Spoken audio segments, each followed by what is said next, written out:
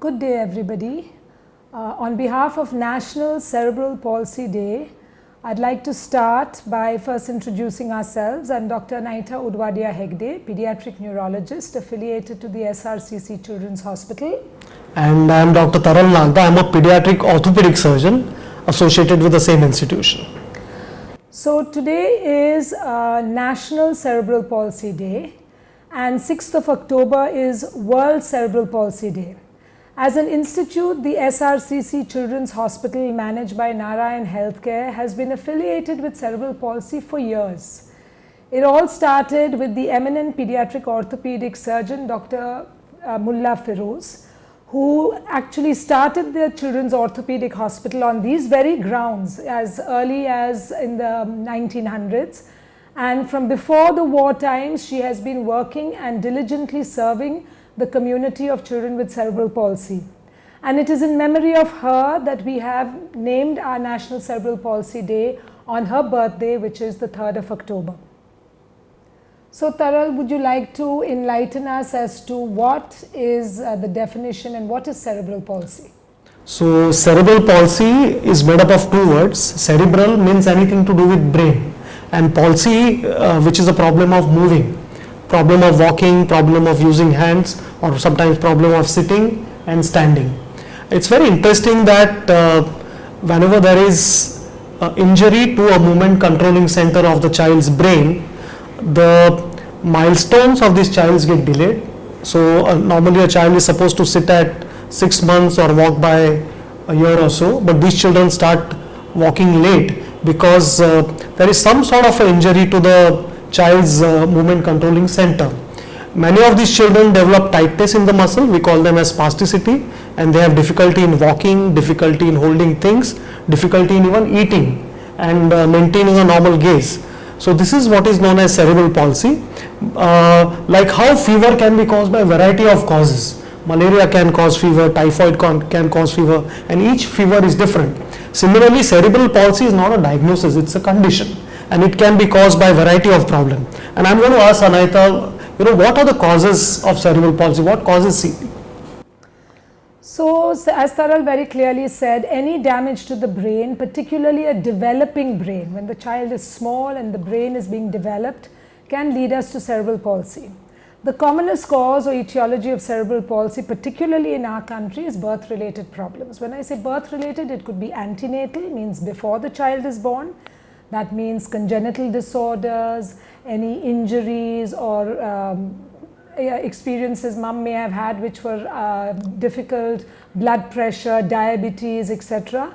It can be at the time of birth, is which we call natal, which is did not cry at birth, bilirubin related problems, sugars dropping in the first few days leading to hypoglycemia, or it could be postnatal, means after the time of birth, due to strokes, infections, meningitis, and a host of other causes where if the brain gets damaged, the child can be left with sequelae. One thing you'd like to highlight that though the damage to the brain is one time in cerebral palsy, the picture that you see in the child is very dynamic. So the damage is static, but the picture that you see is dynamic. And as the child grows, you will see different manifestations, be it the gait, be it movement disorder, be it seizures, be it visual issues, etc., which are all a sequelae of the brain damage. So Taral, now that we have a little idea as to what the causes of cerebral palsy are, what are the different treatment modalities or options we have to offer for these children? Yeah, so this is a very interesting question. You rightly mentioned that cerebral palsy is caused by some injury to the brain, its movement center.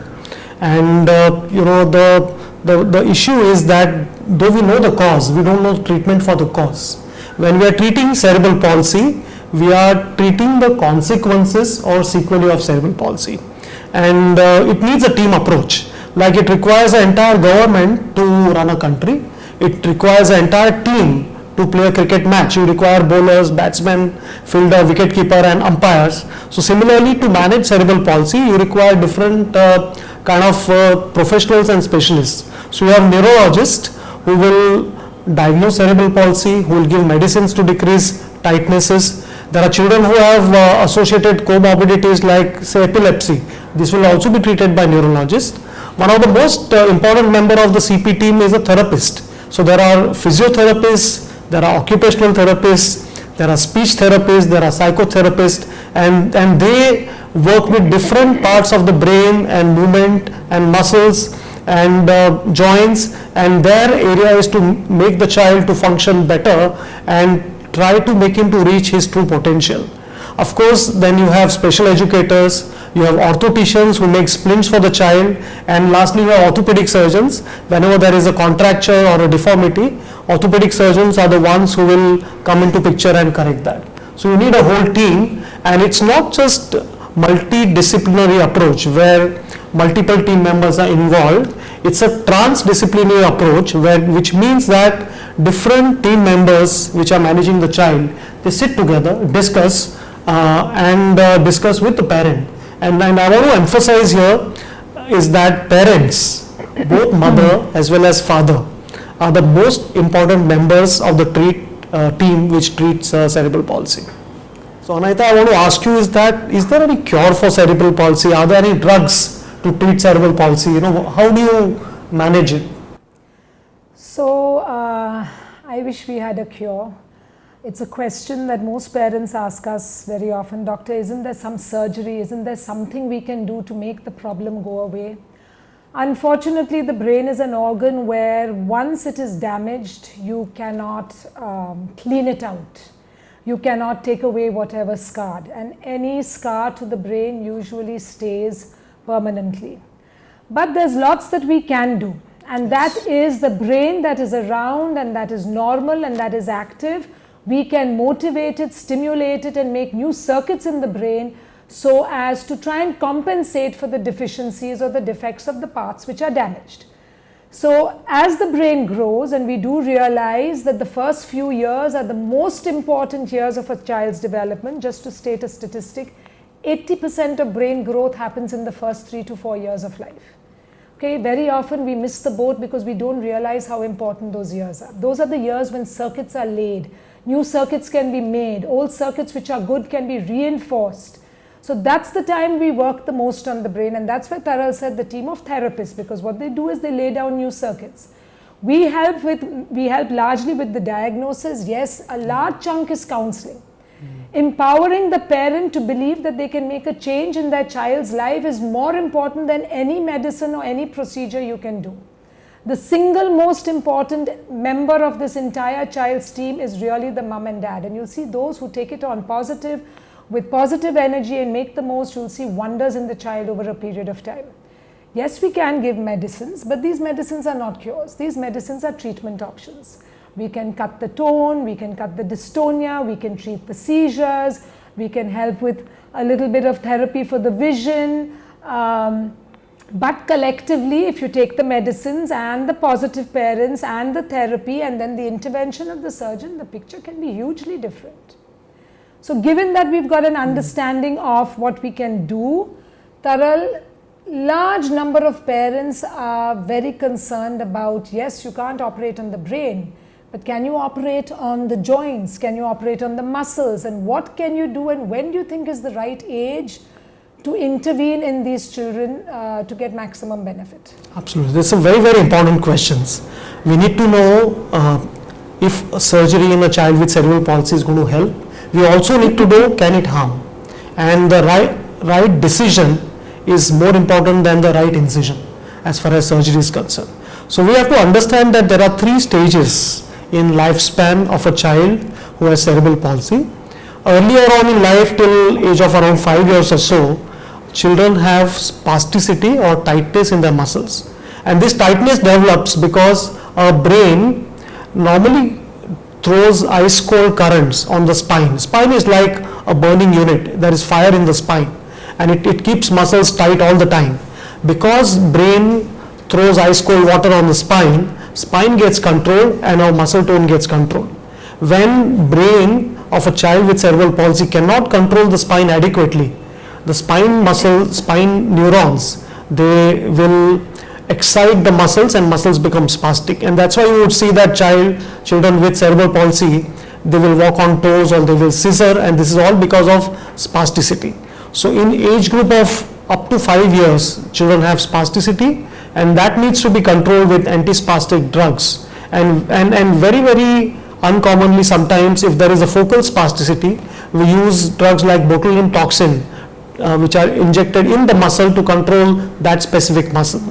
Now when the child grows older, the children develop shortening of the muscles, and what actually happens is the child is ever growing, the bones are growing, but muscles which are spastic, muscles which are under tension, they don't grow in length at same pace as the bone, and that's why they develop relative shortening. For example, the leg bone continues to grow and calf doesn't grow, so they will develop equinus contracture.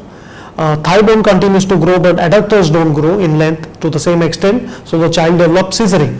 And in these patients, lengthening the muscles at their covering level or aponeurotic level is the right thing to do.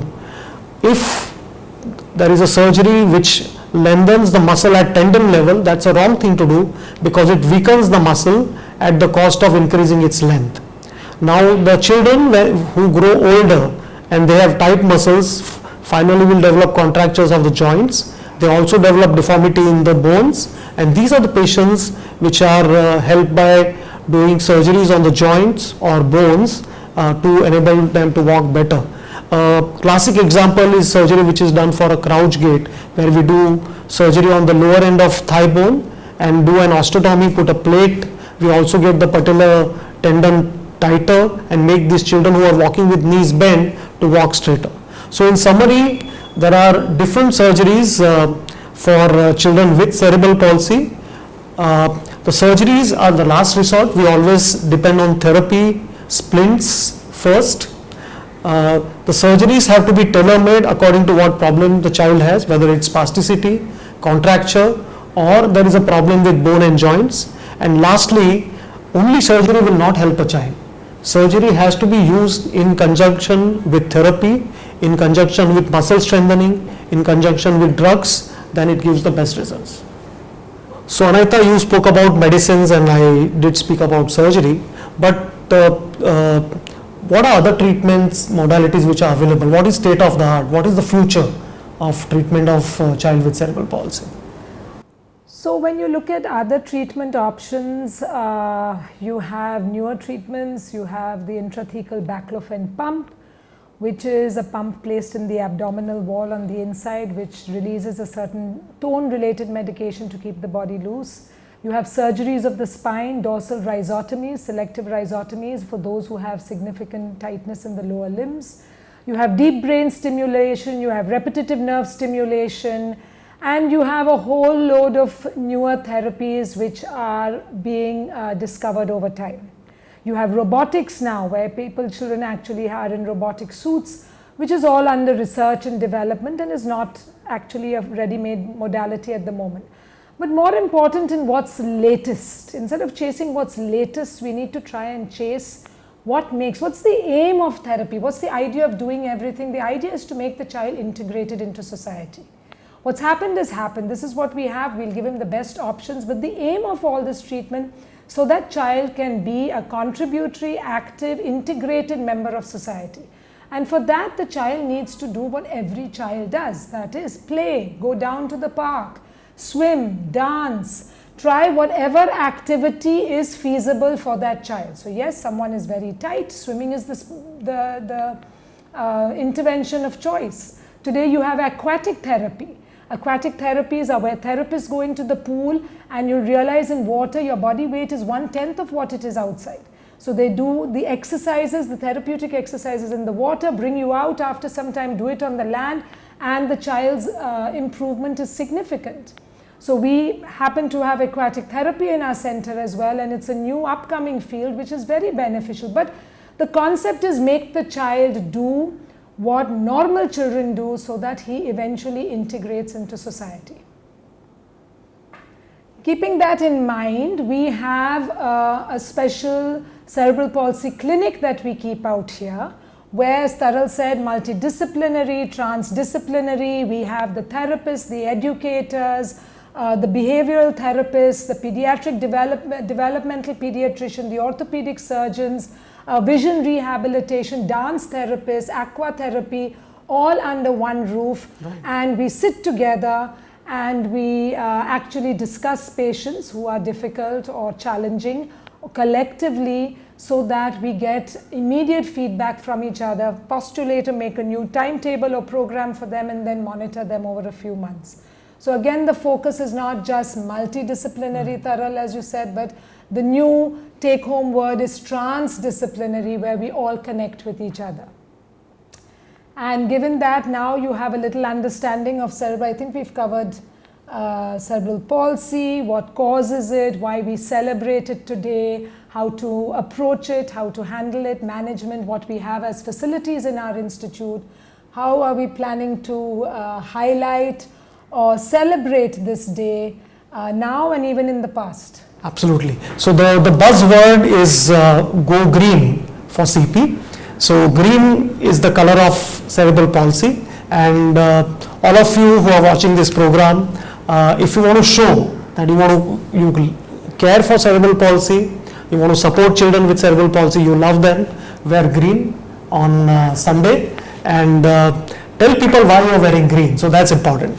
For city of Bombay can't wear green. So what we have decided is that the Bandra Worli Sea Link is going to be lit up green on Friday, and all those who travel by the sea link observe this, and once before or after the journey, not during the journey, before or after the journey, if possible, take a photograph and share it on your Facebook accounts.